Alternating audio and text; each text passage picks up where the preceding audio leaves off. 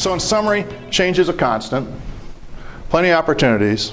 These can be a good revenue source if you really look into them. And it's all your businesses, obviously, but I think the virtual is coming along. There's more and more people doing it. I mean, in this room, so many people work from home, or work from home a lot of the time. And again, if the escalator's stuck, walk, for crying out loud. Okay, I've got one more.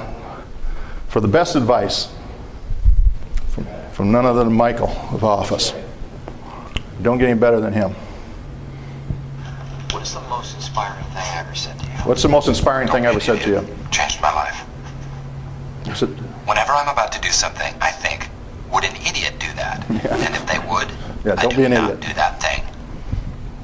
All right. And then, it'll start going into cats if you do that. I had that in originally. I thought of Jeff with the cats one where they heard cats, and I thought that's kind of a data steal. You know, what's really happening after they get us locked out is the cats are all running around in that data room is what's going on.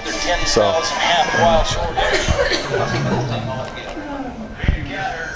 I always think of that with data. That's what's really going on back there. Mice and cats chasing each other around.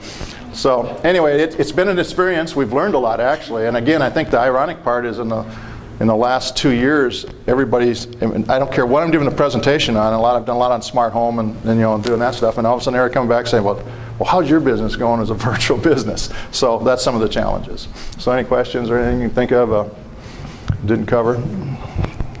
Yes, sir. Just kind of interesting. Appreciate that, Dave. I've never really thought about it like that, but when I looked at and started thinking as you were showing me the services you use, we could probably offer you almost all those services. Absolutely. It may be an interesting thing, Denise. Maybe we ought to do some kind of marketing or do some kind of solicitation just to find out who our Sohos are, and because just like the thing. With the hosted PBX, and I know the one you got was a little subpar there, the one I saw you were using, but the one that we would have, we could even have, we even had the video, the video on the phone, right.